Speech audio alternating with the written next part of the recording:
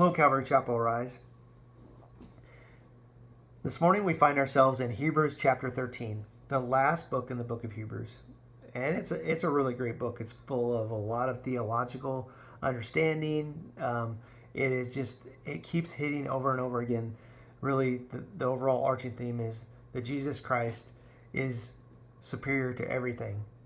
And the fact that the Jews that are following him, the Jewish Christians that are concerned because they're being persecuted and they're being tempted to go back to Judaism to lessen that persecution against them, it just keeps reminding them what they are leaving if they leave Jesus. They've left everything because Jesus is everything. So in Hebrews 13, if you remember when we were in chapter 12 yesterday, there's a section of scripture at the very end, and it kind of helps tie these two chapters together. So if you go back to Hebrews chapter 12 and you read verses 28 and 29, if you read that, verse 28 says, "Therefore, let us be grateful for receiving a kingdom that cannot be shaken. And thus let us offer to God acceptable worship and reverence and awe, for our God is a consuming fire." If the Jewish Christians take this to heart, and if we take that to heart, that God is awesome, and that we sure to have reverence for him and have awe for him, and understand that he's a consuming fire, this next section of scripture lets us know what that looks like to give sacrifices that are pleasing to God. So it's just a reminder at the end of this book, because the author wants to encourage the Jewish Christians to keep on spurring forward, to keep their eyes on Jesus Christ.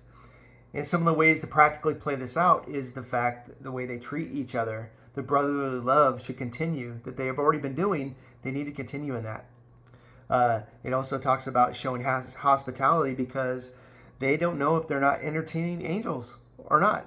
And that's amazing to know that some of these people, and we even see in Scripture that sometimes we don't even know it may be angels that we're entertaining. So that's really something as well. There's the fact that we're to visit our brethren or sisters that are put into prison. At this time, people were being persecuted and thrown into jail. They were losing all their property. There was lots of ways they were being persecuted. But to continue to encourage each other, and as the days grow darker for us, we should continue to encourage each other as well to stay on the path towards Jesus Christ. There's a discussion about keeping the marriage bed honorable and keeping our life from free of the love of money, and to be content with what we have, because Jesus Christ says that he will never leave us or forsake us. And we can confidently say that the Lord is my helper. I will not fear. What can man do to me? So there's a lot of these tidbits, these encouragements. They're almost like mini proverbs of wisdom in how to keep on the path towards Jesus Christ, and how to practically continue on that path that we've already started on.